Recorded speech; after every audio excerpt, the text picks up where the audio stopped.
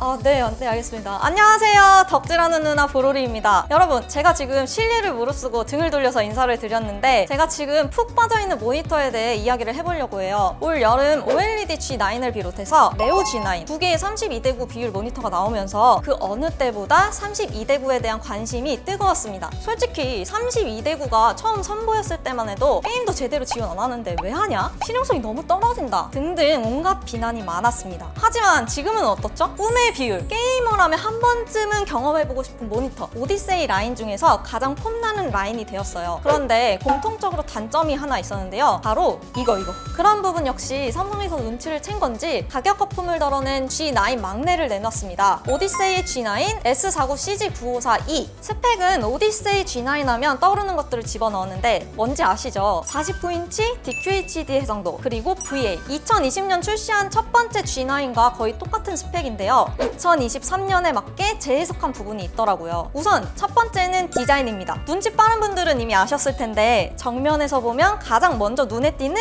바로 스탠드입니다. 그동안 많은 게이머들, 작업자분들이 트럭 시위를 불사하겠다고 말할 정도로 산발 스탠드 정말 극혐했거든요. 그런데 이번 G9에서는 평발 스탠드로 변경이 됐습니다. 스탠드가 차지하는 영역이 줄어든 것도 이득이지만 평평해진 스탠드 위에 메모지나 충전기 같은 액세서리들도 올려놓을 수 있게 되었다는 점에서 훨씬 더 효율적인 공간 활용이 가능해졌습니다. 이거 얼마 전 네오 G9에서도 욕먹었었던 부분이거든요. 이걸 독하다고 해야 되나 아니면 이지라도 한 걸 고마워해야 돼. 그리고 후면에도 큼직한 변화가 생겼는데요. 바로 매트한 블랙 커버로 변경되었습니다. 물론 G9의 상징이었던 화이트를 좋아하던 분들에게는 조금 아쉬운 변화일 수도 있겠는데 투톤 컬러를 싫어했던 유저들 그리고 블랙 깔맞춤을 좋아하셨던 분들에게는 반가운 변화라고 생각해요. 하지만 인피니티 코어 라이팅이 변한 건 조금 아쉬워요. 물론 띠 형태도 충분히 멋있지만 큼지막한 G9의 코어 라이팅에 반한 사람들이 꽤 많았거든요. 이어서 두 번째 재해석은 바로 화면입니다. 오디세이 G9 시리즈답게 HDR1000을 지원하는 건 동일하지만 게이밍에서 가장 중요한 응답 속도와 시스템 인플렉이 탑티어 수준으로 변했어요. 지금 나오는 그래프를 통해 알 수 있듯 익스트림 모드에서 1.87ms 응답 속도를 체크할 수 있었고 시스템 지연 시간은 최소 5.9ms 수준으로 이 정도까지 필요하나 싶을 정도로 빨라졌습니다. 사실 그동안 G9 시리즈를 바라보는 대부분의 시선은 오픈월드 특화 모니터, 레이싱 게임 특화 모니터 이 정도로 여겨졌거든요. 그런데 이런 수준이면 화면 비율을 제대로 지원하지 않는 게임 지금 떠오르는 건 리듬 게임 혹은 스타2 같은 RTS 게임들도 단점을 감안하면서까지 사용할 수 있지 않을까 생각합니다. 마지막 세 번째, 가격입니다. 2020년 출시 때만 해도 190만 원으로 프리미엄 하이엔드 모니터 끝판왕 타이틀을 당연하게 가져갔는데 동시에 그 돈 C 타이틀도 같이 가져갔습니다. 왜냐하면 당시만 해도 32대9를 경험해본 게이머는 손에 꼽았거든요. 만약 멀티태스킹 이점을 좀 더 가져가고 싶다? 혹은 게임 플레이에 특화된 모니터를 가지고 싶다? 그런 사람들도 21대9면 충분했었어요. 하지만 오디세이 G9이 나오고부터 하나 둘 32대9 특화 게임들이 나타나고 각종 소프트웨어를 통해 다른 모니터에서는 겪을 수 없는 멀티태스킹 환경을 구축하는 사용자들이 늘어나면서 32대9 비율에 대한 니즈가 점점 늘어나기 시작했어요. 하지만 니즈가 늘어나는 것과는 반대로 가격이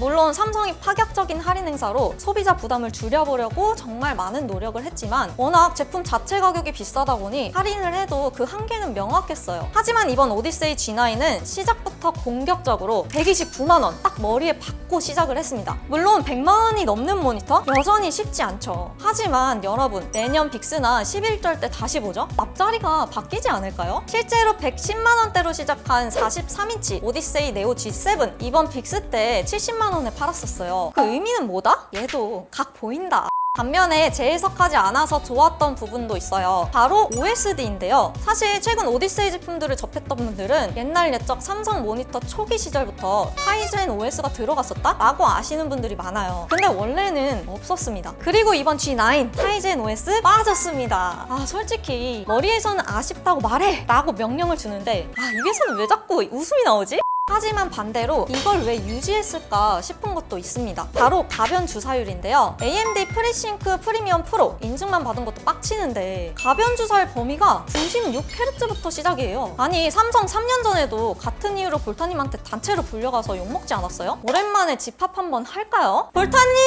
자, 이제 총정리를 해봅시다. 이번 오디세이 G9은 입문자에게 가장 적합한 제품이라 생각해요. 해상도도 DQHD로 4090으로도 부족한 DUHD보다 더 쉽게 뽕을 뽑을 수 있고 가격 접근성도 역대 G9 중 가장 낮기 때문에 상당히 메리트 있는 포지션이지 않을까 생각해요. 물론 막내 포지션이다 보니 G9만의 색이 조금 빠진 건 아쉽지만요. 그럼 저는 덕질하는 누나 브롤이었고요. 다음 영상에서 봐요. 안녕!